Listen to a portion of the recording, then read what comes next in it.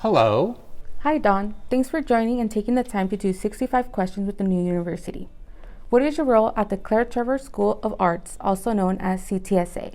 Currently, I have the pleasure of serving as the chair of the drama department. I'm also the season producer. What classes do you teach? I teach both graduate and undergraduate stage management classes. I teach intermediate acting. I teach another class called the Business of Show Business, and I also mentor all the graduate students in stage management for all the main stage drama productions. How long have you been with CTSA? I will be completing my 18th year. What's your most memorable experience as chair and co-head of the stage management program here at UCI? I would say it would be a production of a play called The Last Lifeboat, written by Luke Yankee. In 3 words, describe the CTSA. CTSA is exhilarating, it's exciting, and it's challenging. What is one task you most do often during a normal day at work? A task that occurs daily deals with the issue of conflict resolution, often untangling rumor, gossip, expectations. Could we meet you on the stage? Yes. How long have you been directing shows? Directing shows, I started back when 1979, 1980, yeah. What is the best thing about stage managing? I think the best thing about stage management is that you get to touch the art every single day. You get to be there before anyone else gets to be there, and you're there through the entire process, and then you get to be there at the end. Favorite performance by an actor and actress? I would say watching Glenda Jackson perform King Lear on Broadway was really thrilling. When working as a stage manager, who is your favorite director? I would say one of the most exciting creative directors I've got to work with was Joe Mantello. That was at the Geffen Playhouse on a play called Love, Valor, Compassion. Do you prefer to have a lot of cues or a few cues during the show? Oh, I think a lot of cues are much more fun. What's the most number of times someone has called line during a rehearsal?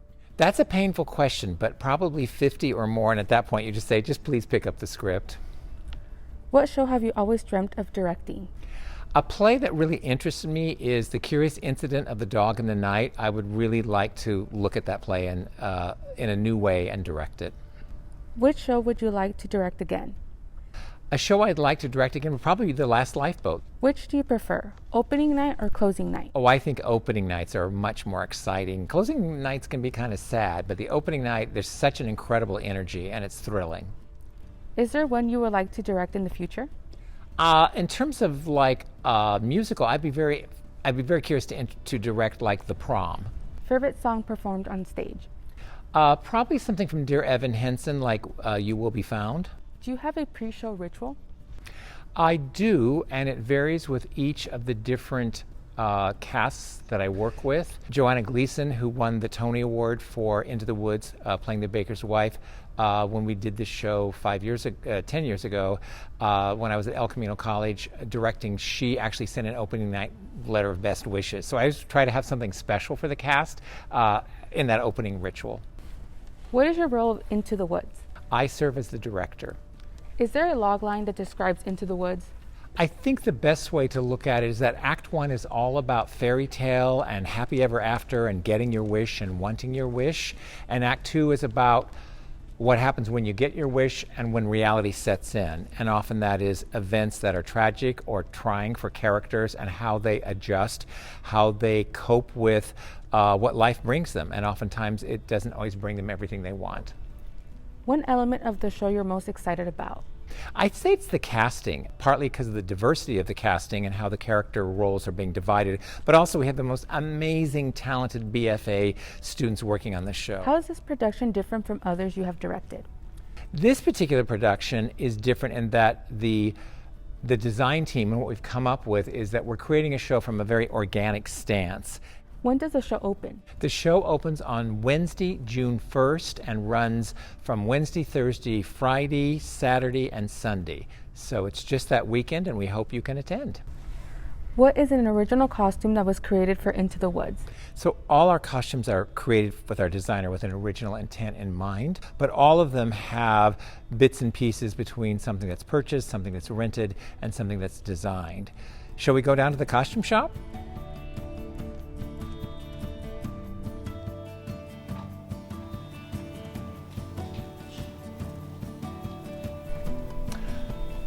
Hi, Erica. Hi, Dawn. How are you? I'm good. Good to see you. Good to see you. I had a question for you. Yes. Out of the two costumes for Arena, Act 3 and Act 4, which one did you like the most? They're both pretty amazing, but I think this one, without question, the kind of beaded detail work that you've done on it is really extraordinary. Thank you so much. I mean, what a great thesis project you created. Thank you. Yeah. Big home run. Do you think one of them really connects to the essence of the show more? I think this does, in the sense of its simplicity and strength, because the director was doing a new interpretation of it. Right. It also, the way the actress moved so beautifully in this, the kind of flow to it, I think also connected to her aesthetic and the movement. That's really fun, actually, because this was a huge communication thing between me and lighting. So, do you think what the communication process was like between the costume department and what you do? How does that kind of have a through line for you? Well, I think it does, because I'm always looking at how the audience is seeing it, and so the costumes are saying one story, the lighting is saying another story, and it's getting a balancing act between what that was. And I know initially there seemed to be a lot of light on the floor, and I was concerned about its bounce and how that would affect hair, makeup, and the costumes. But we got that balanced out well by the time we got to opening. Okay, nice. And then what's the most interesting costume you've ever seen? The most interesting costume I've ever seen, I think, would be when we were doing Milky White and Into the Woods 11 years ago. There's this website called Low Budget Milky Whites. It's hysterical. Okay. And ours is on it, but it wasn't such a low budget expense. But it was the full body of Milky White the cow made as this costume, and it was really amazing. Nice. All right. Yeah. It sounds like the props department is actually ready for you, Dawn. Oh, great. So Terrific. head on over. What's your favorite genre of theater? My favorite genre of theater is musical theater. What's your favorite musical? My favorite musical is West Side Story. What do you enjoy the most about intermission? I think what I enjoy most about the intermission is hearing what the audience is saying about the production. I really enjoy kind of milling around and hearing what people's opinions, what their feelings are about the show. What are your thoughts on Sunday matinee? On Sunday matinees? Sunday matinees are always interesting because you have a very relaxed audience. People have sort of unwound from the weekend, and I find I always need to give pep talks to my actors to keep the energy up. How are props decided? How are props decided? Usually it's about what's most effective and what is going to serve the storytelling, because props actually tell a story in a visual sense, just like the set and the costumes and the lighting do. But right now we'll go in the hand prop room. Hello, Jake. Hello. How are you? I'm well. How are you doing? I'm doing pretty good. Excellent. Do these kind of work for the color of green you were looking for? I think so. They have a nice kind of deep green, but there's some light as well to it, so it has a nice variety to it. What's the favorite prop that you've ever seen in a show? The Witch's Cane in Into the Woods on Broadway. How important are props to the story-making process? Oh, I think they're huge, and particularly what's so important about props is that they're historically accurate, because if you have an inaccurate prop that hadn't been invented yet, it can really take you out of the story if it's not the right prop for the right period. Now, I know a lot of actors kind of like their props. Have you ever given props to actors before, like as a gift? As a gift, as a producer, no, because it's a money thing. Is there any other props that you need for this evening? Tonight we need like 3 more handkerchiefs for both our princes to experiment with. I think Pam needed to talk to you as well. Great, terrific. I'll look forward to speaking with her. Hi, Pam. Hey, Dawn. Thank you so much for making time to come down today. I would like to ask you some questions and get some feedback about the interior of the bed structure that we're creating. After the wolf bed is gutted and Granny and Red are escaping, there's going to be a void, and unless we put some kind of barrier between the wolf, and there's a potential that there will be a gap that people will see. So I got some ideas. Great. I'm thinking that this is going to give us some good texture and perhaps some light bounce just in case there's a reveal. But I was thinking that the upright bedpost where he stands, having this angled down a little bit and then closer to his feet, so he has room to move from the top, so he can still grab Red. He won't be obstructed, but we won't see anything but his body. It'll be a little bit lower, so we'll still see the bedding, and this would just be in case of anything dropping. Oh, I think that's a very smart idea, and particularly for the angle of the theater, because Great. 2/3 of the audience in the Claire are kind of above, and this is Yeah. really smart thinking. So thank you for that. I think it's great. Of course, and I've got a few layers of from Sebastian of the Burgundy Tool Excellent. that he thought that would be nice to add to the sheet as it goes down the length of the bed, so that when actors get up out of it, they'll be a little bit covered with Right. some tulle, Mhm. and then it will stay in the bed, so they don't have to worry about it once they get out.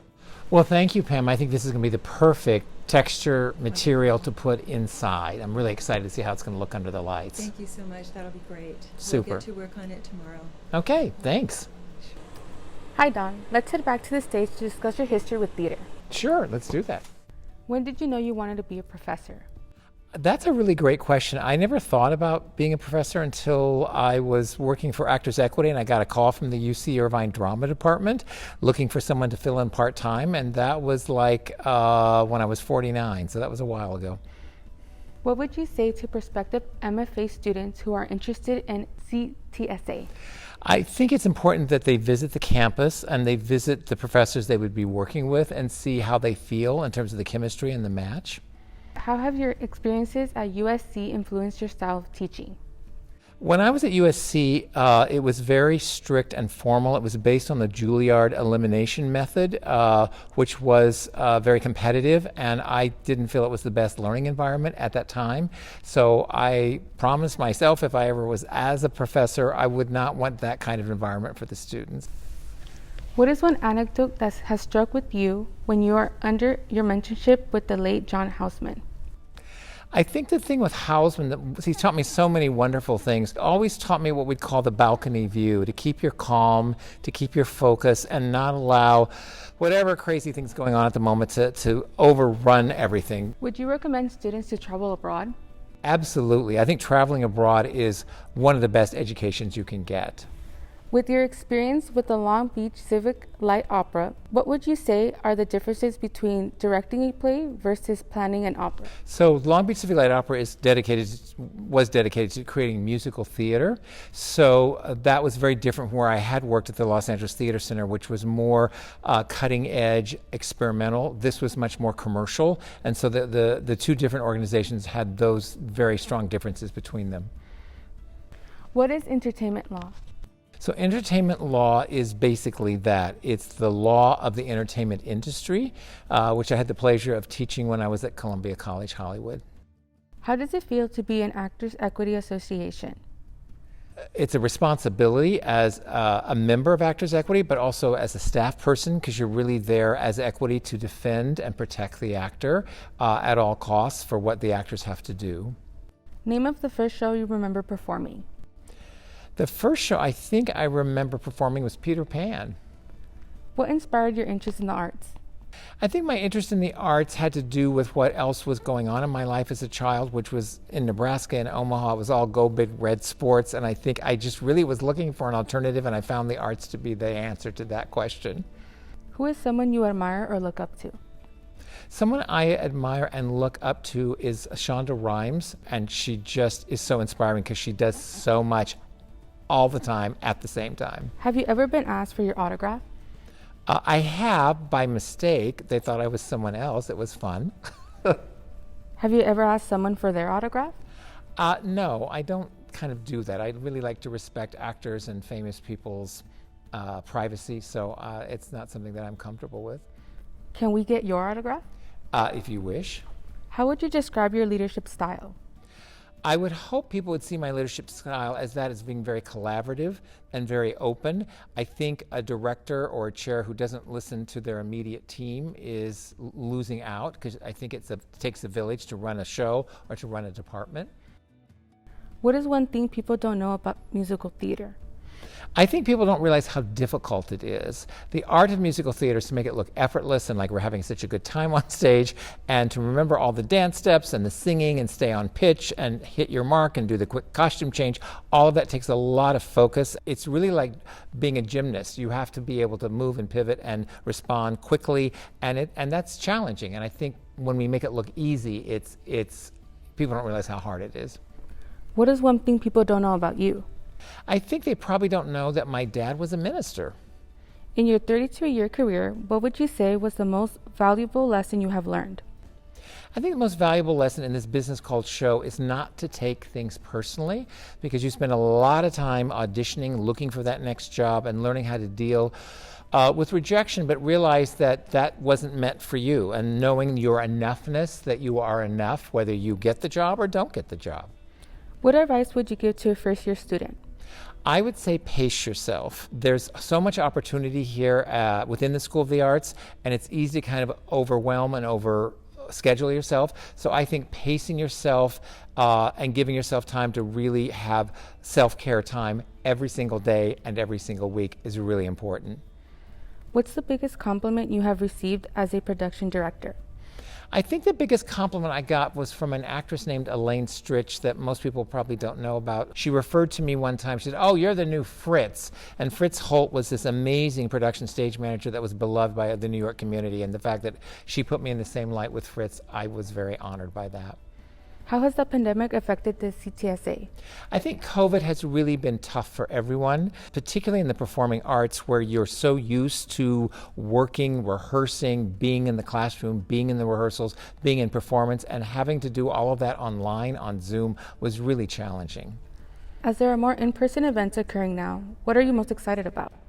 I'm just excited that we're coming back because it's been so long, and we're still figuring out how to come back safely for both audiences and performers, but we're getting there, so I'm encouraged. What would you like to say to students who are planning to attend a live show for the CTSA? I would say come in with lots of curiosity. I would want them to really actively engage and listen and explore and read the director notes and read the programs and show up on time and turn off their cell phones. All those things would be great. Where's your favorite place to visit on campus?